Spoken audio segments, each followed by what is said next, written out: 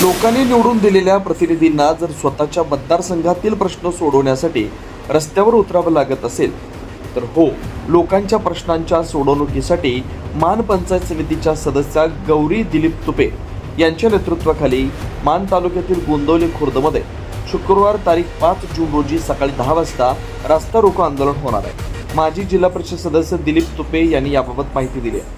सातारा लातूर महामार्गाचं काम पूर्ण झाल्याचा दावा केला जातो, मात्र वास्तव काही वेगळंच आहे।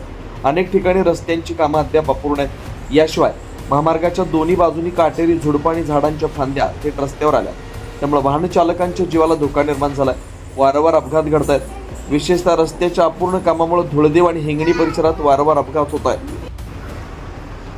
या अपघातात अनेक निष्पाप नागरिकांना आपला जीव गमवावा लागलाय, तरी देखील संबंधित विभाग आणि प्रशासनाकडून ठोस उपाययोजना होत नसल्याचा आरोप होतो। दुसरीकडे गोंदवली खुर्द आणि लोधवडे परिसरात अनेक महिन्यांपासून वीज टंचाईने नागरिक हैराण झालेत।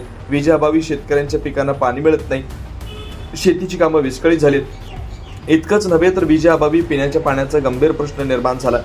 याबाबतही वारंवार पाठपुरावा करून संबंधित अधिकारी मात्र केवळ आश्वासनांवर वेळ मारून नेत असल्याची भावना ग्रामस्थांमध्ये निर्माण झाली आहे। या संतापातून येत्या शुक्रवारी सकाळी 10 वाजता गोंदवली खुर्द इथं सातारा लातूर महामार्गावर रास्ता रोको आंदोलन करण्यात येणार आहे। आता प्रशासन जागं होणार की पुन्हा एकदा आंदोलनकर्त्यांच्या आवाजाकडे दुर्लक्ष करणार याकडे संपूर्ण मान तालुक्याचं लक्ष आहे।